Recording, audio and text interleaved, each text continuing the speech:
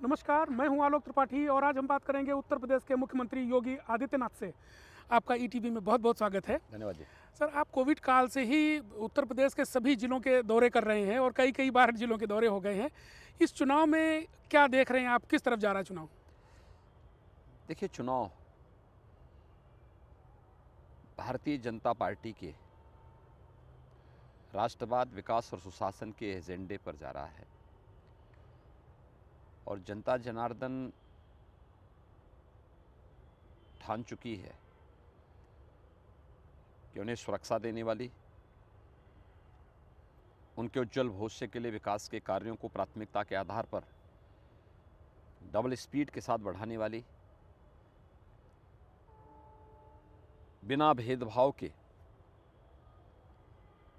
हर गांव, हर गरीब, हर किसान, हर नौजवान और हर महिला को शासन की सुविधा से जोड़ने वाली भारतीय जनता पार्टी की डबल इंजन की सरकार को प्रदेश के अंदर हर हाल में लाना है और चुनाव के अब तक के 3 चरणों के जो रुझान हैं वो इसका स्पष्ट संकेत करते हैं। हाल ही में कुछ आतंकियों को सजा सुनाई गई। उनमें से एक का संबंध कोई सपा के जो जो अध्यक्ष हैं अखिलेश यादव जी, उनके साथ उसके पिता का फोटो एक वायरल है। इस पर क्या कहेंगे आप? देखिए, समाजवादी पार्टी का इतिहास सुरक्षा के मुद्दे पर अत्यंत ही खराब रहा है। 2013 में जब समाजवादी पार्टी की सरकार थी तो उन्होंने उस समय उत्तर प्रदेश के अंदर जितनी भी आतंकी घटनाएं उससे पूर्व हुई थी, अयोध्या में राम जन्मभूमि पर हमले का हो, काशी में संकटमोचन मंदिर के हमले का, लखनऊ, वाराणसी और अयोध्या की कचहरियों पर हमले, गोरखपुर, कानपुर और बिजनौर की सीरियल ब्लास्ट, रामपुर के सीआरपीएफ कैंप पर हमले, जितने भी आतंकी घटनाएं हुई थी, इससे जुड़े हुए सभी आतंकियों के मुकदमों को वापस लेने का कुत्सित प्रयास समाजवादी पार्टी की सरकार ने किया था। समाजवादी पार्टी सरकार का पूरा इतिहास ही प्रदेश के अंदर अपने राजनीतिक स्वार्थ के लिए, वोट बैंक की राजनीति करने के लिए उन्होंने राष्ट्रीय सुरक्षा के साथ खिलवाड़ किया, प्रदेश को दंगों की आंख में झोंका, प्रदेश में पेशेवर माफिया और गुंडों को प्रश्रय दिया। तो ये तो समाजवादी पार्टी का पुराना जो संदिग्ध इतिहास रहा वो पहले से हर व्यक्ति जानता था। अभी 3 दिन पहले जो गुजरात की एक न्यायालय ने फैसला दिया है गुजरात के सीरियल ब्लास्ट के मामलों में वांछित अभियुक्तों के खिलाफ कार्रवाई करने के लिए की है, जिसमें 38 को फांसी की सजा हुई है, 11 को आजीवन कारावास। उसमें से 9 लोगों का संबंध उत्तर प्रदेश से है और उत्तर प्रदेश में सर्वाधिक आतंकी आजमगढ़ के संजरपुर गांव और उसके आसपास के हैं। संजरपुर का एक आतंकी जिसके भाई का संबंध दिल्ली के बटाला हाउस की घटना से भी रहा है, सीरिया भाग चुका है, घोषित आतंकी है। और एक यह है, इनका जो बाप है वो समाजवादी पार्टी का सक्रिय कार्यकर्ता है, समाजवादी पार्टी का प्रचारक है। मुझे आश्चर्य होता है कि हर छोटी बड़ी घटना पर क्रिया प्रतिक्रिया व्यक्त करने वाली समाजवादी पार्टी के मुखिया 2013 की घटना को लेकर मौन क्यों हैं और अभी गुजरात के एक न्यायालय के द्वारा दिए गए फैसले के बाद जो बातें जनता के बीच में सामने आई हैं उस पर अभी तक क्यों मौन है। जी, आपने माफियाओं के खिलाफ उत्तर प्रदेश में बड़ी कार्रवाई की, बुलडोजर चलवाए आपने। समाजवादी पार्टी इसकी भी आलोचना करती है। अखिलेश अक्सर आपको बुलडोजर बाबा कहकर उपहास उड़ाते हैं। आप देखिए क्यों ऐसा देखिए करते हैं? देखिए यही तो दुर्भाग्यपूर्ण है कि समाजवादी पार्टी जिसने प्रदेश में 4-4 बार सत्ता संभाली हो, उसकी संवेदना कभी प्रदेश के गरीबों के प्रति, व्यापारियों के प्रति, नौजवानों के प्रति, यहाँ की महिलाओं की सुरक्षा के प्रति कभी नहीं था। उसकी संवेदना दुर्भाग्य से आतंकवादियों के प्रति है, पेशेवर माफिया और अपराधियों के प्रति है, अराजक तत्वों के प्रति है, दंगाइयों के प्रति है। उन पेशेवर अपराधियों और माफियाओं के मन में भय न हो,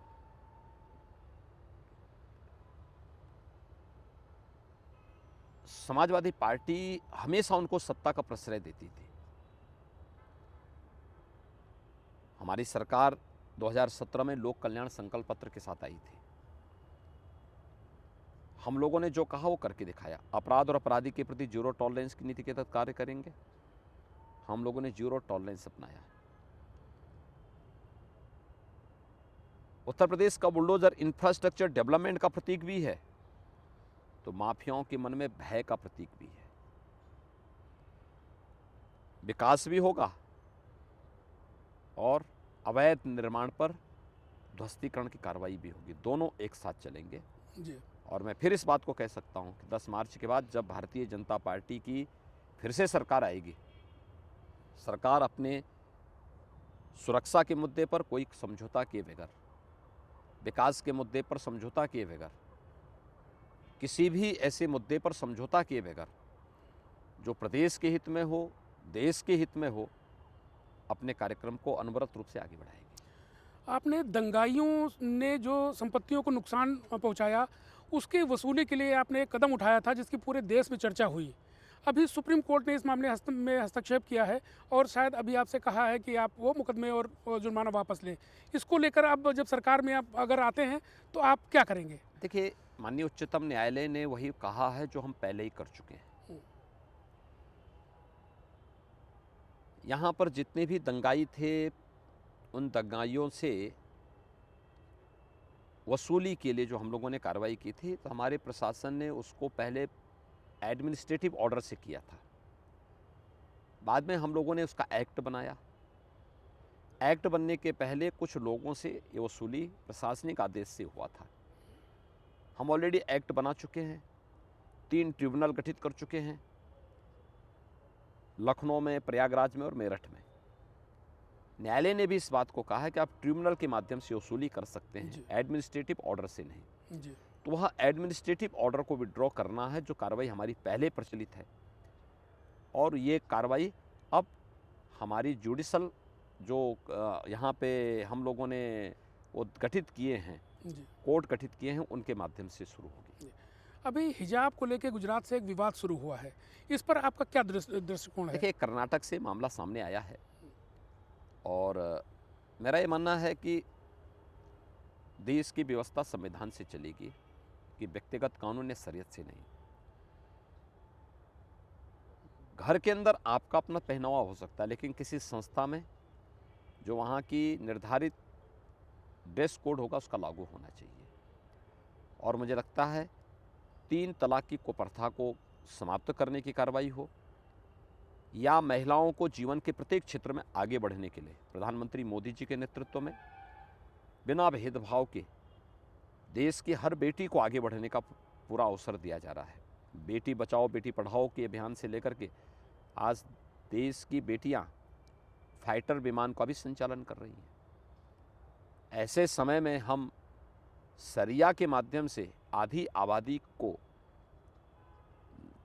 जबरदस्ती उन पर अपनी बातों को थोपना चाहेंगे, ये चीज़ें नहीं हो सकती हैं। संविधान के दायरे में रहकर के संवैधानिक प्रावधानों के अनुसार ही देश की व्यवस्था चलेगी, उसी में सबका कल्याण है। जी। कोरोना काल में आप बराबर पहले भी सक्रिय रहे, कोविड आपको हुआ, उसके बावजूद आपकी सक्रियता दिखाई दी। इसके बावजूद को जो कोविड 2 थी, जो लहर, उस पर सपा बहुत आरोप लगाती है कि इनकी कुप्रबंधन का और कि सरकार ने काम ठीक से नहीं किया। कोविड के दौरान सपा बसपा या कांग्रेस थी कहाँ? ये ट्विटर के बाहर गई थे, इनका किसी का पता नहीं था। कोरोना की पहली वेव हो, दूसरी वेव हो या तीसरी वेव, ये जितने नेता आज चुनावी मैदान में दिखाई दे रहे हैं ना, सपा के हों, बसपा के हों या कांग्रेस के, ये केवल चुनाव के दौरान दिखाई दे रहे हैं पिछले 3-4 महीनों से। उससे पहले सभी लोग गायब थे, होम आइसोलेशन में थे। कोरोना की फर्स्ट वेव से लेकर के, यानी लॉकडाउन प्रारंभ होने से लेकर के अब तक या तो केंद्र सरकार या राज्य सरकार सक्रिय थी। प्रधानमंत्री मोदी जी के कारण जीवन और जीविका को बचाने का बेहतरीन प्रबंध भी किया गया और बीजेपी से जुड़े हुए जनप्रतिनिधि या संगठन के कार्यकर्ता ही इसमें सक्रिय थे। स्वाभाविक रूप से उत्तर प्रदेश के कोरोना प्रबंधन की सराहना देश ने भी और दुनिया ने भी की है। जनता जनार्दन भी जानती है कि कोविड प्रबंधन यूपी का जितना अच्छा है, जिसमें जीवन को बचाने की गारंटी भी है, उनकी जीविका को भी, जिसमें बीमारी से बचाने के लिए वैक्सीन है, फ्री टेस्ट, फ्री उपचार और वैक्सीन है, तो उन लोगों के भूखमरी से बचाने के लिए फ्री में राशन की सुविधा भी है। डबल इंजन की सरकार है तो महीने में 2 बार राशन भी फ्री में मिल रहा है। जी, आपके पास एक लंबी फहरिस्त है जो आपने काम किए हैं पिछले 5 साल में। इसके बावजूद चुनाव में जिन्ना और तरह तरह के इश्यूज आ जाते हैं। देखिए, हम तो विकास के मुद्दे को ही आगे बढ़ाना चाहते थे। जब पूरा देश राष्ट्रीय एकता दिवस के रूप में सरदार वल्लभ भाई पटेल की जयंती मना रहा था, उस दिन समाजवादी पार्टी जिन्ना को मेहमानमंडित कर रही थी। जिस दिन हम लोग प्रदेश के यूथ को स्मार्टफोन और कंप्यूटर वितरित कर रहे थे, उस दिन समाजवादी पार्टी पाकिस्तान का गुणगान गा रही थी। तो जिन्ना और पाकिस्तान का मुद्दा भी लोग लेकर आए हैं, हम लोग लेके नहीं आए हैं। हम तो राष्ट्रवाद, विकास और सुशासन के मुद्दे पर ही सबका साथ, सबके विकास की भावना को उसके साथ ही इस चुनावी समर में है और अपनी बातों को दमदार तरीके से लगते हैं। योगी जी, एक आखिरी सवाल आपसे, इस चुनाव में क्या आपका अनुमान है, भारतीय जनता पार्टी कितनी सीटें जीत के आ सकती है? देखिए, लड़ाई 80 बनाम 20 की है। 80% सीटें भारतीय जनता पार्टी जीती है पहले भी, इस बार भी जीतेगी। 20% में बसपा, सपा और कांग्रेस के बीच में बंटवारा होगा। 80-20 को किस का अर्थ समाजवादी पार्टी कुछ दूसरी तरफ ले जाती है, इस पे भी बड़ी चर्चा होती है। उनकी सोच जैसी होगी वैसे अर्थ लेंगे। जी। हमारी सोच स्पष्ट है। जो लोग सुरक्षा के पक्षधर हैं, जो लोग विकास के पक्षधर हैं, जो लोग आस्था के सम्मान का पक्षधर हैं, गरीब कल्याणकारी योजनाओं के पक्षधर हैं कि हर गरीब को मकान मिलना चाहिए, हर गरीब को राशन मिलना चाहिए, हर गरीब को बिजली समान रूप से मिलनी चाहिए, वे सभी लोग भारतीय जनता पार्टी को पोल करेंगे। जो लोग चाहते हैं दंगा हो, माफियाओं का वर्चस्व हो, अराजकता फैले, आतंकी गतिविधियों तेजी के साथ पनपे, वे लोग 20% लोग भारतीय जनता पार्टी के विरोध में पोल करेंगे। योगी जी, हमसे बात करने के लिए बहुत बहुत धन्यवाद। धन्यवाद जी, बहुत बहुत धन्यवाद। ये थे उत्तर प्रदेश के मुख्यमंत्री योगी आदित्यनाथ जी, जो बता रहे थे कि वो कैसे उत्तर प्रदेश में काम कर रहे हैं, उनकी सरकार की उपलब्धियां भी बता रहे थे। कैमरामैन विजय के साथ मैं आलोक त्रिपाठी, ETV भारत, लखनऊ।